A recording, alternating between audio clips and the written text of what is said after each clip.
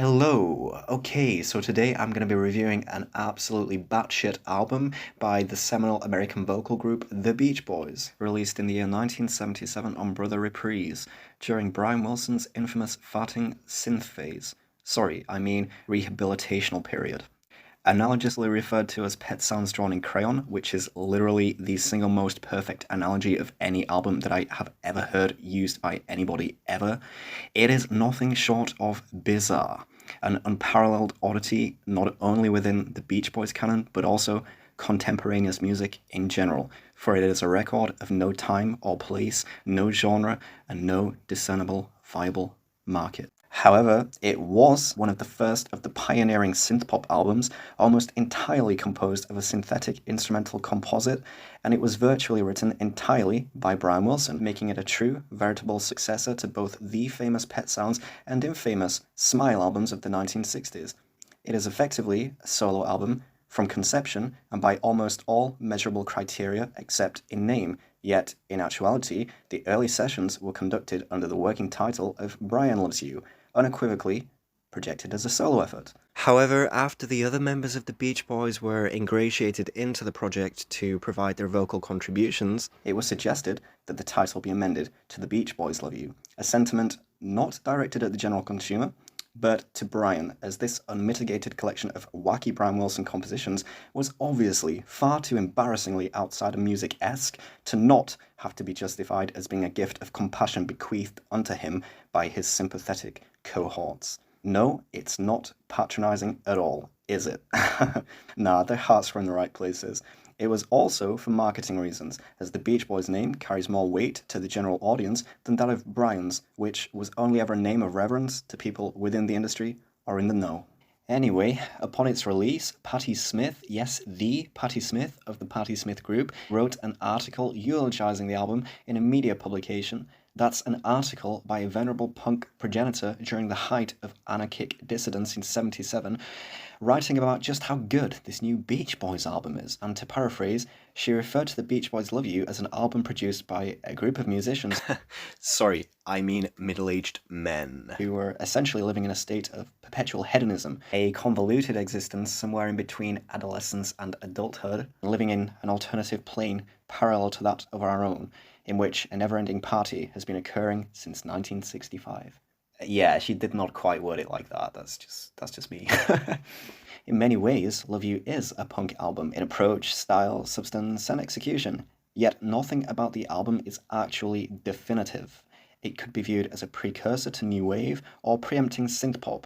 It is a record that, in effect, transcends, which is certainly no fluke, as the innovative brilliance and novel musicianship of Brian Wilson bore several albums that, even retrospectively, also function independently outside their respective zeitgeists. It contains perhaps Brian's most consistent songwriting since the Pet Sounds Smile era, that is, compositionally speaking, i.e. song form and structure, melodic lines, novel modulations, memorable refrains, harmonic clusters and passing tones, and textural qualities of the arrangements. In terms of songwriting, there is no remarkable difference in quality between that of Pet Sounds and Love You, save for perhaps less tonal ambiguity on the more aggressive and rudimentary Love You album. For example, if we take the sheet music transcriptions of Love You, particularly side 2 of the record, and place it within the context of 1966, dictated to, performed by, and subsequently recorded with the instrumental accompaniment of LA's finest, The Wrecking Crew, then we would essentially have Pet Sounds Mark II. It is undoubtedly the most polarizingly Marmite album within the Beach Boys' discography, and for those who loathe it and believe it to be their absolute nadir, to answer your questioning as to how anybody could possibly love it and believe it to be their magnum opus, hopefully my explanation has gone some way to making it less ambiguous for you. It is, however, the dubious instrumental and productional decisions that ultimately create a substrate that overpowers and subsequently veils the true melodic and sonorous complexity of this album, leaving many aspects inaccessible to general listeners. But I can empathize. Frankly, it's mental. Yet, if you're lucky enough, you'll be able to comprehend and appreciate the innocence, charm, intrinsic beauty of a man who by this point was virtually bereft of any form of social filter, social grace, or seemingly self-awareness. All this considered, please take a moment to comprehend the absurdity in said individual receiving the financial backing from a major record label to produce a studio album that is essentially an embroidered patchwork of vignettes framing the cognitive functionality or dissonance of a clinically undiagnosed paranoid mind, somehow in hope that it would result in either the band's renaissance or at the very least a marketable commercial album. So perhaps in actuality, the Beach Boys, and by relation the label, subsequently were indeed doing this as a favour for Brian Wilson.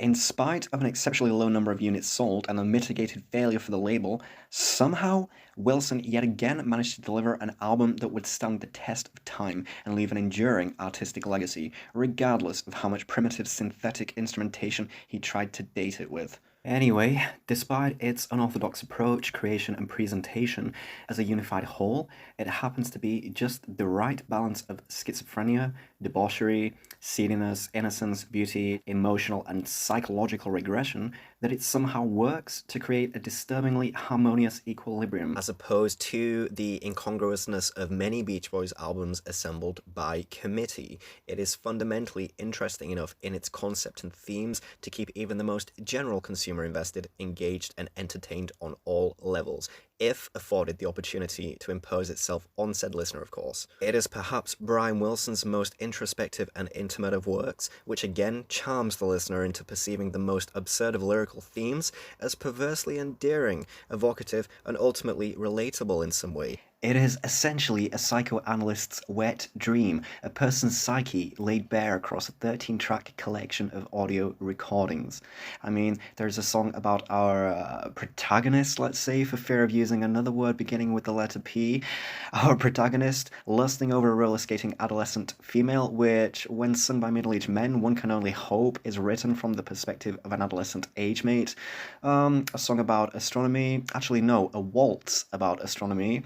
A song about Johnny Carson, yes, an ode to the late television host and comedic scriptwriter Johnny Carson, a man of whose talents and indefatigable consistency within a highly pressurized situation of unrelenting expectation Brian Wilson would find himself identifying with, which ultimately bore one of the most surrealist of concepts found within the album, and of which presents a pivot from which point on in the running order the proceedings just descend into further and ever-increasing eccentricity as we navigate our way through a collage of surrealistic dream sequences.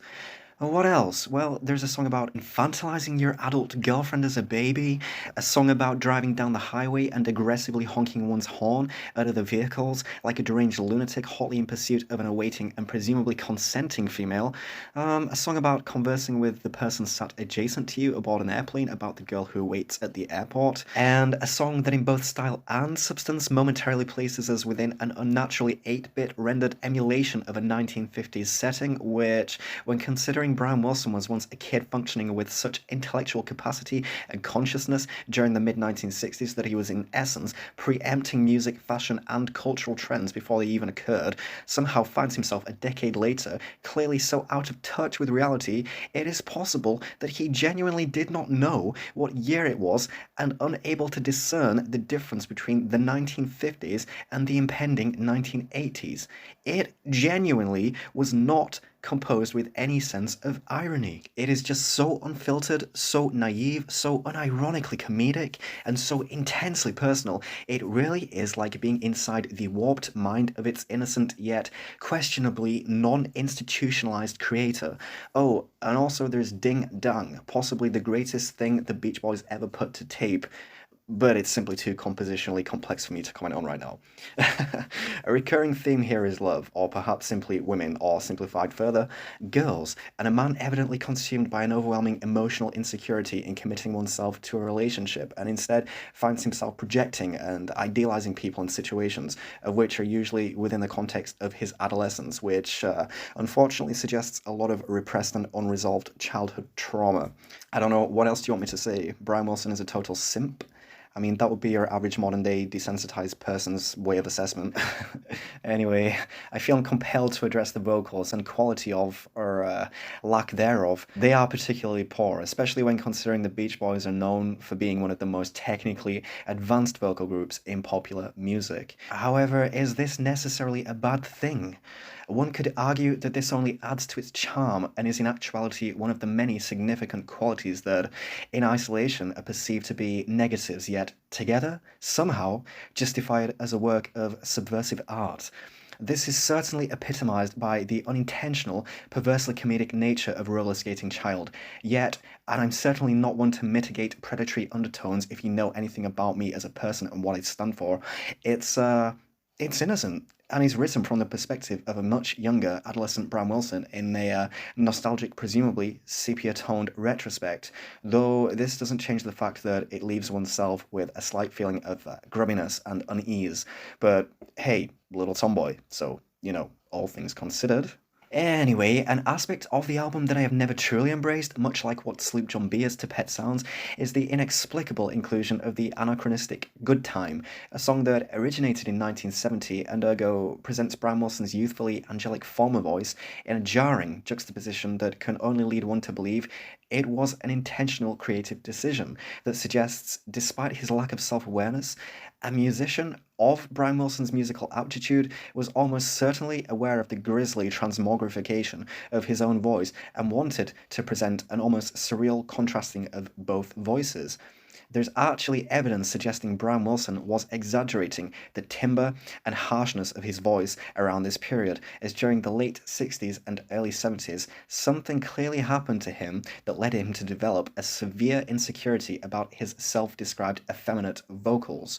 Not only did we observe a shift in Brian's vocal tone from a definitive focus on high ends to a sudden fixation on the low, I have to say the album itself is also a little bottom-heavy. This, of course, was the era in which Brian Wilson began to focus on the more low-frequency textural components of arrangements. It is also bottom-heavy and lopsided in regards to its presentation, with side 1 of the LP offering a real mixed bag, a few rockers, a 50s number, a whatever the fuck Johnny Carson is, and the aforementioned presence of Good Time. Whereas side 2 presents the most cohesive run of songs on the album, including a definitive suite of transitionally seamless ballads, including the husband-wife duet of Brian and Marilyn Wilson on Let's Put Our Hearts Together, which was inexplicably written and recorded during the most volatile period of their indefinitely rocky marriage, with divorce at this point all but imminent, presenting us with another just a surreal moment on this bizarre LP. Also, The Night Was So Young, Airplane, Alberti's Nice, all forming this suite of ballads on side 2 of the LP. However, the presence of Ding Dong at the end of side 1 arguably comes close to re-establishing the balance under the weight of its sheer magnitude. And joking aside, and to formally address Ding Dong, it is in essence yet another of an unquantifiable number of regurgitations of the standard Shortening Bread, a song in which Brian Wilson would infamously become obsessed with and shit out over and over again throughout the years.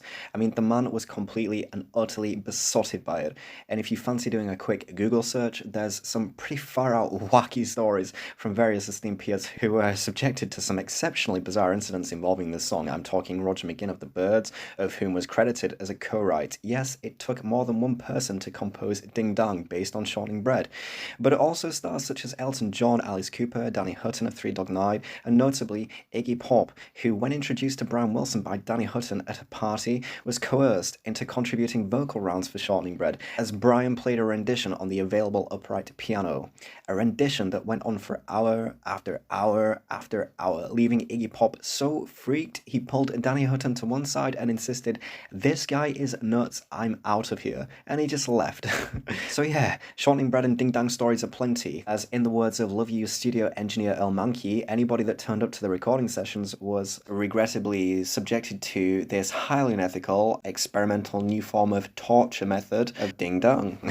But anyway, back to the album analysis. Okay, so I have personally found it to be a moderately difficult album in terms terms of accessibility. Honking Down the Highway was the only song from the LP deemed viable enough for a commercial release, backed by Solar System, the Astronomy Waltz. But of the rest of the available content, I would recommend checking out Johnny Carson, Airplane, I'll Bet He's Nice, Let's Put Our Hearts Together, The Night Was So Young. Oh, it's just so beautiful. I will never, ever forget the very first time that I heard The Night Was So Young in a crummy, roach-infested Airbnb somewhere downtown Toronto. It's just a memory that will stick with me, and it was ultimately the gateway song that introduced me to Love You. Definitely check out Cal Wilson's vocal on the middle 8 for I'll Bet He's Nice. In summary, the Beach Boys' Love You album is a definite example of an outsider artist finding himself within a mainstream capacity and subsequently published by a major record label. And this is the interesting thing about Brian Wilson. He functions as a neurodivergent, yet at one point in his life was so cerebral, so conscious and self-aware that he created some of the best-selling and most enduring hit songs of popular music in the 20th century. It is just fascinating, hence the dissemination of so much apocrypha and the cultivation of a cultural icon who is defined by a mystique and of an enigmatic persona. Because of its minimalistic approach, perceived simplicity, endearingly humanizing concept, pure originality through rejection of contemporary music trends, or the more likely, a complete self-imposed isolation from such influences, it is an album that continues to capture the imagination even 45 years after its release. In my critical opinion, Love You is a contextually ambiguous work of eccentricity that defies space and time and provides entertainment on every possible level. Also a great advertisement for the versatility and capabilities of a Moog synthesizer. Thank you for watching. It's been a pleasure.